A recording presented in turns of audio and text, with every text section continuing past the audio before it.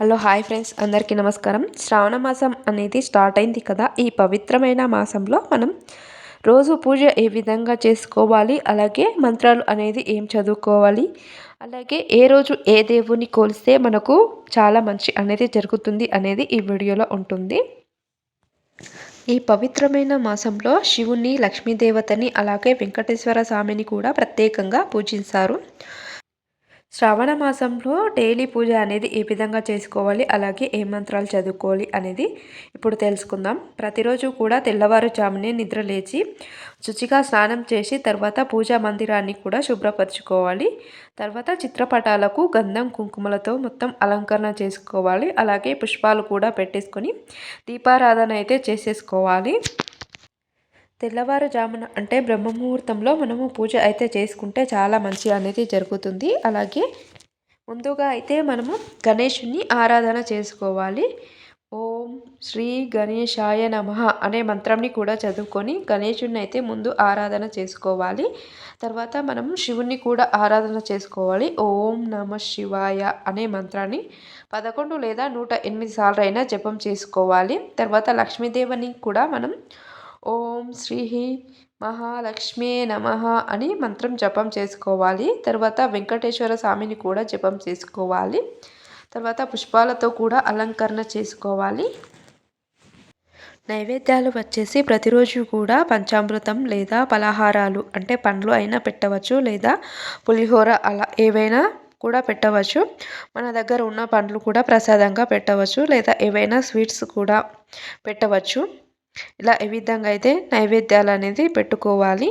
తర్వాత సోమవారం రోజున అయితే మనం బెల్లం మిరియాలతో చేసిన ప్రసాదం అనేది దేవుడికి పెడితే చాలా మంచిది. సోమవారం రోజున అయితే శివుడికి ఇలా బెల్లం అలాగే మిరియాలతో చేసిన నైవేద్యం అనేది ఇవ్వడం వల్ల మనకు చాలా మంచి అనేది జరుగుతుంది. తర్వాత నైవేద్యం అనేది పెట్టుకున్న తర్వాత హారతి అనేది ఇచ్చుకోవాలి. శివనామాలు, అలాగే లలిత సహస్రనామం, అలాగే విష్ణు సహస్రనామం ఇలాంటివి మనం చదువుకోవాలి హారతి అయిపోయిన తర్వాత. ప్రతిరోజు కూడా మనం శ్రావణ మాసంలో భక్తి అలాగే శ్రద్ధలతో మనం పూజ అనేది చేసుకోవడం వల్ల చాలా మంచి అనేది జరుగుతుంది. ఇలా ఈ విధంగా శ్రావణ మాసంలో నిత్య పూజ అనేది ఈ విధంగా చేసుకోవడం వల్ల మనం చేసే ఈ చిన్న చిన్న పూజలు అయినా కూడా మనకు మంచి ఫలితాలు అనేవి ఇస్తాయి. ఇలా ఈ విధంగా అయితే పూజ చేసుకొని ఈ మంత్రాలు కూడా జపం చేసుకోవడం వల్ల చాలా మంచి జరుగుతుంది.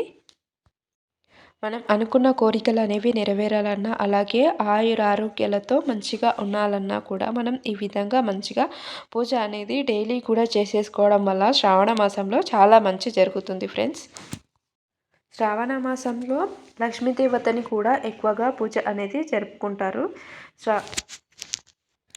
ఈ శ్రావణ మాసంలో వరమహాలక్ష్మి యొక్క వ్రతాన్ని కూడా ఆచరణ చేసుకుంటారు. లక్ష్మీ దేవతని శుక్రవారం రోజున అయితే మరీ ప్రత్యేకంగా పూజలు అనేది కూడా జరుపుకుంటారు. శుక్రవారం రోజున లక్ష్మీదేవతకు ప్రసాదం వచ్చేసి మనం దానిమ్మ గింజలు ఉంటాయి కదా, వాటిని వలిచేసి ఒక పాత్రలో పెట్టి అమ్మవారి ముందు మనం పెట్టుకొని కోరికలు అనేవి కోరుకుంటే మాత్రం అవి నెరవేరుతాయని ఒక నమ్మకం.